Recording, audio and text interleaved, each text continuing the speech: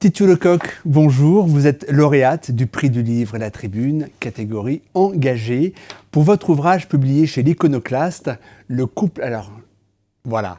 Le couple et l'argent, pourquoi les hommes sont plus riches que les femmes. Vous êtes journaliste, essayiste, vous êtes titulaire d'un DEA de sémiotique.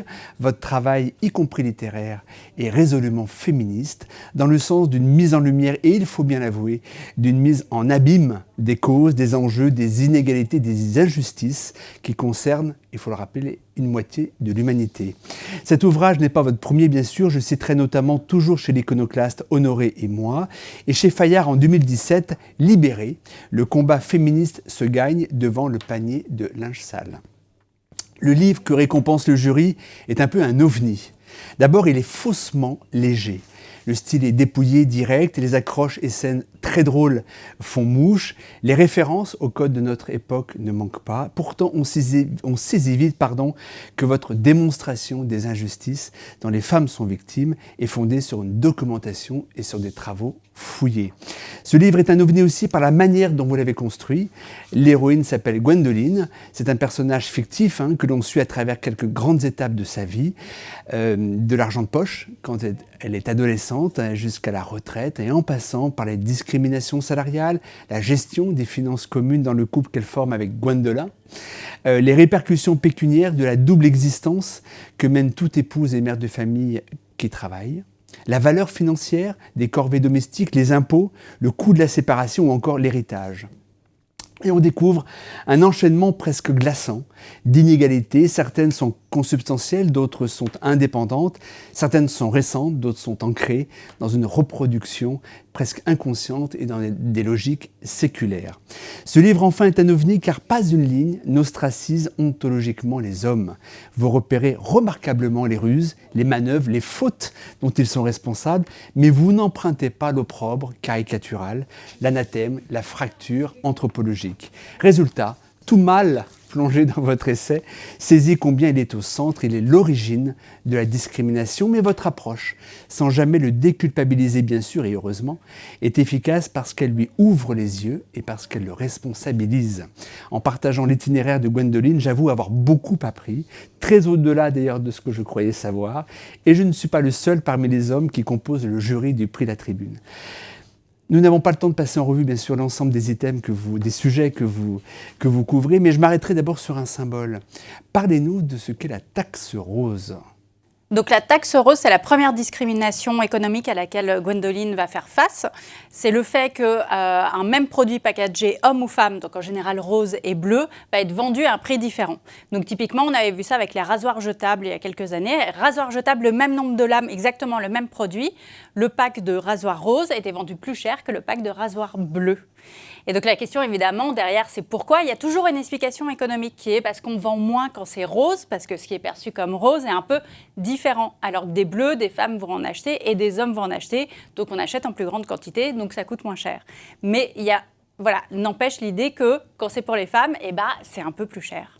Alors on imagine que ce livre, vous l'avez écrit avant tout pour les femmes, pour les éveiller à des inégalités, alors qu'elles connaissent très bien, bien sûr, mais qu'elles ne formalisent pas toujours, peut-être. Or, c'est un livre que vous avez aussi, on le sent, on l'espère peut-être, que vous avez écrit aussi pour les hommes, et peut-être même avant tout pour les hommes. Est-ce que je me trompe ? Alors vraiment, c'était pareil sur mon précédent livre, Les Grandes Oubliées. J'essaye à chaque fois de m'adresser aux hommes et femmes. Et en plus, sur ce sujet-là, il y a la question qu'il n'y a pas que les couples hétéros, les couples homo, gays ou lesbiens peuvent se retrouver aussi avec des situations d'inégalité parce qu'en fait, le système économique français, et notamment fiscal, fait que le plus petit revenu risque toujours de s'appauvrir dans un couple. Donc ça peut, je me disais, ça peut, même dans un couple hétéro, parfois c'est la femme qui gagne plus, c'est très rare, mais ça arrive. Donc on peut retrouver ça dans tous les couples. Et puis, effectivement, j'ai été marquée il y a quelques années par une autrice britannique noire qui avait fait un livre pour dire, en fait, le racisme, c'est un problème de blancs. Et en fait, le sexisme, c'est un problème d'hommes. Ça ne devrait pas être un problème de femmes. Et donc, je trouve ça intéressant de, effectivement, parler aux hommes et dire, en fait, voilà, concrètement, à l'échelle de votre couple et de votre famille, vous avez aussi une marge de manœuvre pour améliorer les choses. Vous pensez que l'argent, plus que tout autre, d'ailleurs, item, relègue davantage les femmes, les hommes s'en servent davantage pour créer du retard entre les femmes et eux ?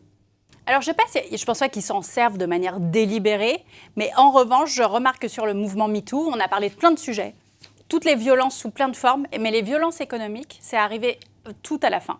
On a vraiment commencé par l'intime, le sexuel, etc. Et en fait, et je m'inclus dedans, la question économique, on ne s'y est pas confronté, pour plein de raisons qui sont un peu longues à expliquer là. Et je me dis, en fait, l'enjeu de pouvoir, fondamentalement, il se joue à cet endroit-là, et avec la question du couple et la question de l'amour, et comment on relie la question économique et la question amoureuse, c'est vraiment très compliqué et très délicat. Mais en même temps, là, il y a quelque chose dont il faut qu'on s'empare collectivement. Reconnaître financièrement la part de travail financièrement invisible, qui est un combo femme, c'est quoi? C'est une utopie?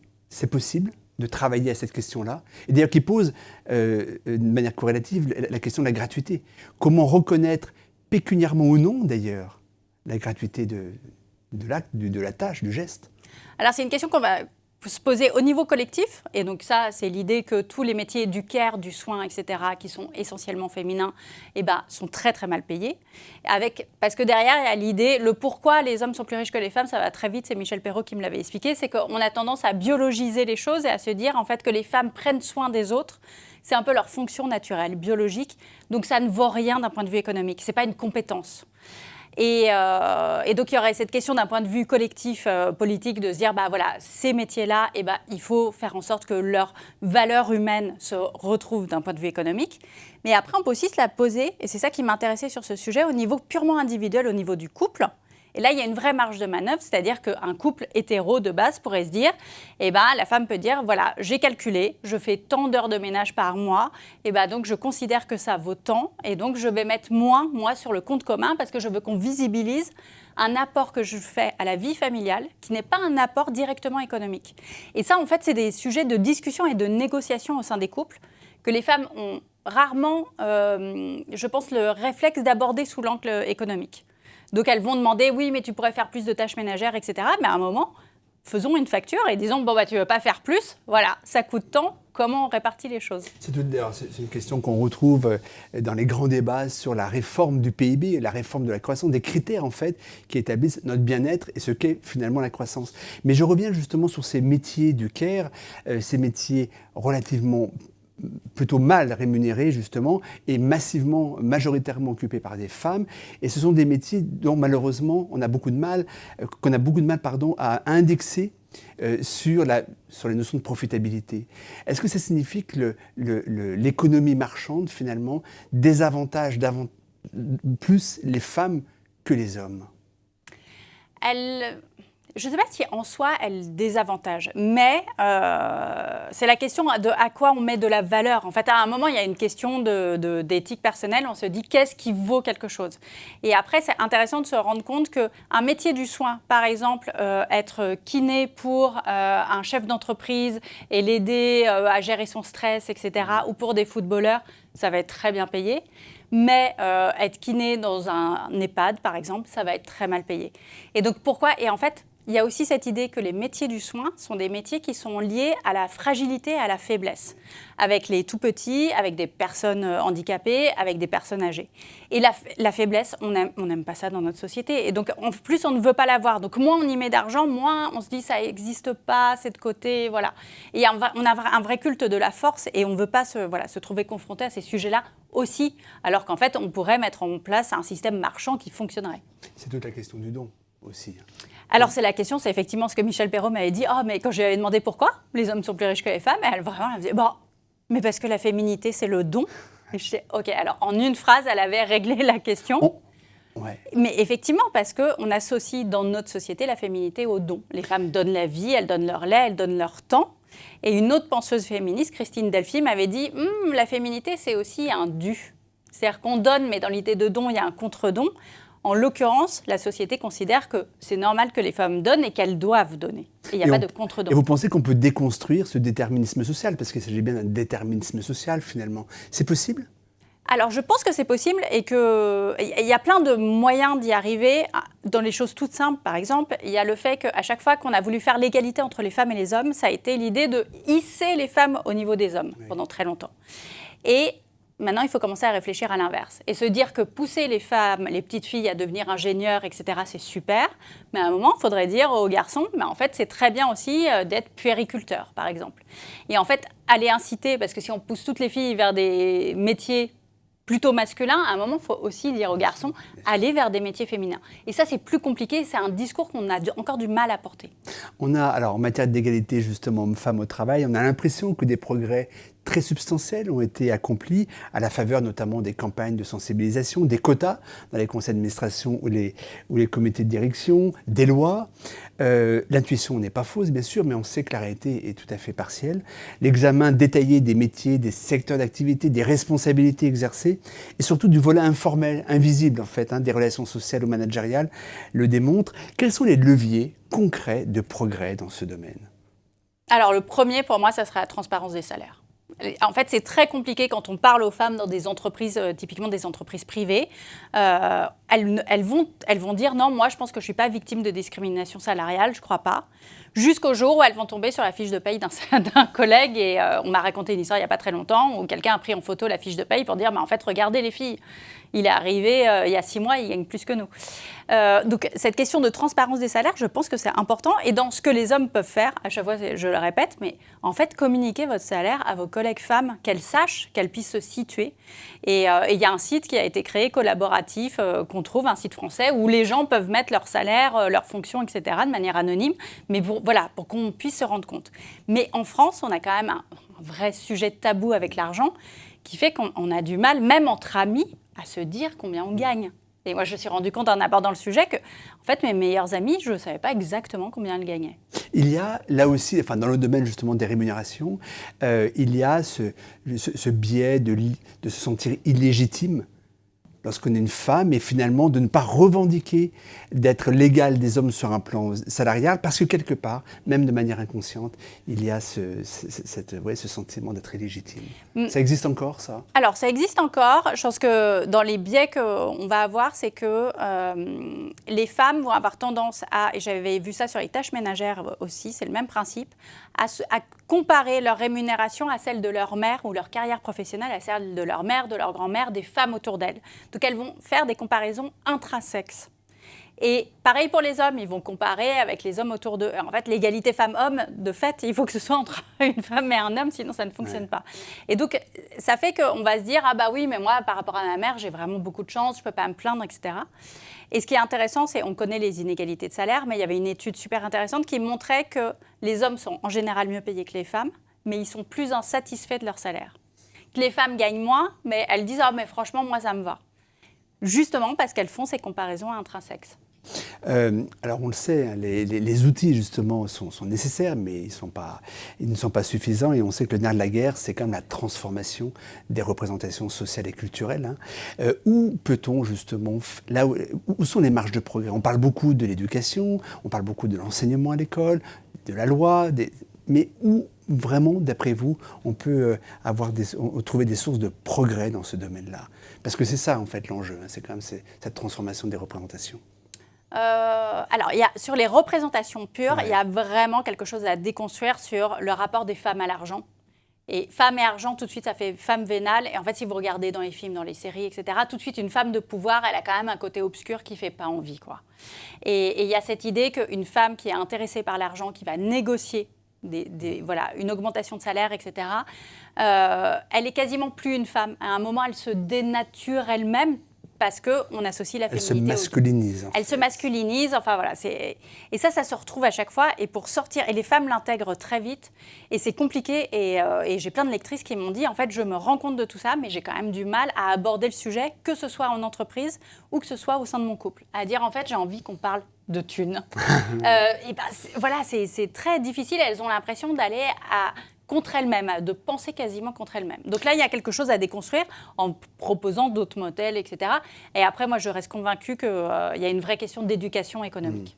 Et qu'en fait, notamment sur comment on fait un budget dans une famille, etc., enfin, toutes les choses que je raconte, qui sont des choses très, très simples. Très basiques, mais qui sont vraiment très basiques, mais même les journalistes échos, pendant la promo, me disaient en off, mais en fait, je ne savais pas tout ça.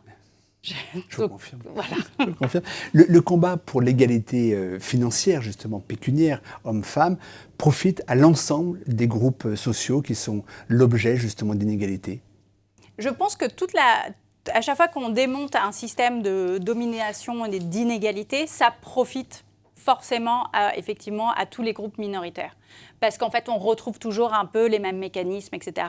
Et puis, ça force aussi à se dire, ce qui paraissait une évidence, en fait, d'un coup, il n'y a plus d'évidence. Et moi, c'est ce que j'ai trouvé dans le féminisme ces dernières années, très stimulant intellectuellement, ça a été de se dire, voilà, tout ce qui nous paraissait aller de soi, en fait, non, pas du tout. Et donc, notamment sur comment on répartit l'argent dans un couple hétéro, non, en fait, ça ne va pas de soi. Il y a plein de manières de faire. Et vraiment, mon sujet à la fin du livre, c'est pas de dire aux gens comment il faut faire. Chacun fait son. Mais de dire, vous allez voter. Quand vous allez voter, vous votez pour un programme économique, un gouvernement de gauche, de droite, voilà. Mais en fait, dans votre famille, c'est la même chose. Vous êtes ministre des Finances et en fait, vous allez appliquer une politique de droite ou de gauche. Vous faites comme vous voulez, mais juste ayez conscience que vous appliquez une politique économique. Et vous pouvez vous dire, dans mon couple, je veux qu'on répartisse mieux les dépenses ou je veux qu'on répartisse mieux les revenus, ce qui n'est pas la même chose. Et c'est deux choix idéologiques. Il y a d'ailleurs, je rebondis sur ce que vous dites, il y a une interprétation politique, un biais politique très fort lorsqu'on parle du sujet de votre livre. Alors, je dis beaucoup, je finis souvent mes conférences par « demandez-vous si votre couple est de droite ou de gauche » et je sais que beaucoup de mes amis de gauche se sont rendus compte qu'en fait, ils avaient des couples de droite. Ça veut dire quoi, ça? Et qu'ils n'étaient pas du tout, ils ne répartissaient pas les rentrées d'argent au sein de leur couple. Chacun gardait son salaire, ils répartissaient que les dépenses. Et donc, après, on peut se poser la question, ah oui, mais est-ce que ça colle avec nos idéaux politiques? Mais ce qui est intéressant, c'est que la plupart des gens ne s'étaient même pas posé la question. Des gens très politisés, très impliqués, très féministes m'ont dit, en fait, jamais j'ai pensé au compte bancaire commun comme un sujet politique, alors que ça l'est éminemment. La lutte pour l'égalité homme-femme dans le domaine économique, justement, notamment, recourt à différentes stratégies. Certaines privilégient la radicalité, l'antagonisme, au risque de ne pas tolérer l'opinion différente, les différences d'opinion, et donc de nuire finalement au débat, au dialogue, à la rencontre entre toutes les parties prenantes justement du sujet. Toutes les stratégies féministes, selon vous, se valent-elles d'un point de vue d'efficacité notamment, mais j'allais dire aussi d'un point de vue presque anthropologique ou d'un point de vue sociétal? Alors, je ne les mettrai pas sur le « est-ce qu'elles se valent », mais en tout cas, elles se nourrissent les unes les autres. Et moi, c'est parce qu'il y a des féministes qui vont avoir un discours plus radical et qui vont aussi me bousculer la société, que derrière, je peux arriver avec un livre comme celui-là, qui parle à tout le monde, qui est plus apaisé. Mais je peux faire ce livre parce qu'il y a des plus radicales et je pense que ça se nourrit et que le mouvement féministe, et ça a toujours été le cas, a besoin de ça. Il y a les fers de lance, il y a les troupes en arrière, enfin voilà. Et il y a eu un moment où j'étais plus radicale, où j'ai aussi évolué et changé. Et ça, c'est aussi sans doute parce que je vieillis. C'est clairement. Et je me dis, oh, mais ces jeunes, elles sont hyper radicales, mais en même temps, ça me fait du bien. Et félicitations. Donc, je pense que voilà, c'est un ensemble plutôt vertueux, en fait. Votre livre approche un sujet délicat, mais passionnant d'ailleurs. Hein. Comment lutter contre les inégalités sans nier ou annuler les différences? Et en d'autres termes, il s'agit de savoir comment on organise la société pour que ici, l'égalité, pour imposer ici l'égalité stricte, là pour qu'il y ait une équité subtile, là parce qu'il faut sanctuariser les différences. Comment justement vous abordez parce que c'est un sujet très épineux, hein, on est sur une ligne de crête là, c'est extrêmement ténu. Moi ce qui m'intéresse c'est les conditions réelles d'existence. C'est vraiment concrètement de se dire, ok, alors un congé second parent, anciennement congé paternité, comment on le met en place pour qu'il fonctionne mieux et qu'on aboutisse à plus d'égalité. En sachant que oui, c'est pas les pères, les deuxièmes parents n'accouchent pas, certes, mais en fait, on a besoin qu'ils soient là. Voilà, là-dessus, il faut qu'il soit obligatoire. En fait, c'est le problème du congé deuxième parent, c'est qu'il n'est pas du tout obligatoire. Donc, il a été rallongé, mais les pères le prennent moins qu'avant. Donc, on est sur une régression. Ouais. Et il faut passer par une obligation qui fait que... Parce que aussi, dans les entreprises, c'est mal vu quand les pères disent « moi, voilà, je veux prendre un mois ». Et il y a des entreprises, on fait « Ah ouais, en fait, t'es pas très motivé, tu préfères changer des couches ». Donc, il y a un moment, il faut aussi que l'État mette en place ça. Et du coup, c'est vrai que je rentre pas dans ces débats d'essence, d'essentialisme, etc. Je suis sur, concrètement, comment est-ce qu'on peut faire pour que tout le monde vive mieux. Il y a quelques jours, l'immense sociologue Alain Touraine est décédé, il avait 97 ans, et jusqu'à la fin de sa vie, les droits fondamentaux des femmes ont occupé une place centrale dans ses travaux et dans sa pensée. On peut dire exactement la même chose d'Edgar Morin, qui aura 102 ans dans quelques jours. Il n'a donc pas d'âge à cette prise de conscience, et donc ma question est liée. Est-ce que vous faites le constat que l'émancipation des femmes, pour laquelle l'argent joue un rôle clé, est un enjeu peut-être moins prégnant aujourd'hui chez les jeunes générations masculines? Alors, j'aurais du mal à... Je ne suis pas certaine. Je pense qu'il y a aussi une génération d'hommes, de jeunes hommes qui se disent « on va les laisser parler ». En fait, plutôt que dire « ah ouais, moi aussi, je suis super féministe et je pense que blablabla ». En fait, ils ont compris que là, il fallait, et MeToo, c'est ça, c'est aussi genre écouter la parole des femmes et donc les laisser, elles, parler. Mais après, on va avoir besoin, et c'est là où il y a un gros manque, que les hommes s'emparent de la question de la masculinité. Et que nous, on peut traiter plein de sujets, mais qu'en fait, celui de la masculinité, typiquement, le congé paternité, c'est des mouvements féministes. C'est des femmes qui organisent ça, qui font des manifs, qui proposent là-dessus. Moi, j'aimerais voir des collectifs d'hommes sur ces sujets-là. Donc, il y a toute une part du mouvement féministe où il y a une place pour les hommes, et pour l'instant, effectivement, ils ne sont pas allés la prendre. Quand cesserons-nous de devoir défendre la cause des femmes? Et autrement, est-ce que vous espérez qu'un jour, en fait, la nécessité de cette lutte se sera éteinte d'elle-même? Alors, il y a quelques années, j'ai compris quelque chose. J'ai compris, moi qui ai grandi, je suis vraiment la génération qui a grandi avec l'idée que l'égalité était déjà là, qu'on y était, qu'il n'y avait plus rien à... Voilà, je me disais, la génération de ma mère, c'était trop bien, elles ont pu lutter, le MLF. Moi, c'est bon, tout est acquis. Bon. Après, je me suis rendu compte que pas du tout. Et la deuxième prise de conscience, ça a été de me dire, en fait, je ne verrai pas l'égalité femmes-hommes, moi, de mon vivant. Donc, je mène cette lutte pour des générations futures et je ne sais absolument pas à quelle échelle de temps. Souvent, on a des projections d'économistes, justement, qui disent « oui, à ce rythme-là, dans 2000 ans, on sera à l'égalité salariale, etc. » On sait qu'il y a des coups d'accélérateur et on sait qu'il y a aussi des coups de frein absolument terribles, voire des régressions des droits des femmes. Donc, rien n'est écrit à l'avance, donc je ne peux pas répondre à la question. Il n'y a pas de fatalité, mais en même temps, ça veut dire qu'on a une vraie puissance d'action et que c'est possible de gagner sur le plan de l'égalité. Il y a des féministes l'ont fait, on a eu le droit de vote, on a eu plein de droits qu'on a réussi à obtenir, donc on peut continuer à avancer. Merci beaucoup, Titu Lecoq. Je montre de nouveau, bien sûr, la couverture du livre, qui a lauréat de la catégorie engagée du prix du livre La Tribune. Ce livre, il faut l'offrir aux femmes, bien sûr, et quel que soit leur âge, mais il faut surtout, peut-être, l'offrir aux hommes pour qu'ils prennent conscience que l'inégalité par l'argent est l'un des plus sournois et des plus redoutables leviers de discrimination. Et d'ailleurs, parce que l'information est tombée hier, et c'est une triste démonstration, l'étude annuelle de la Conférence des grandes écoles montre que l'écart des salaires hommes-femmes à la sortie justement de l'école était de 5% en 2021, il est passé à 5,5% en 2022. Donc comme quoi, la marge de manœuvre est encore considérable. Merci beaucoup, Titu Lecoq. Merci.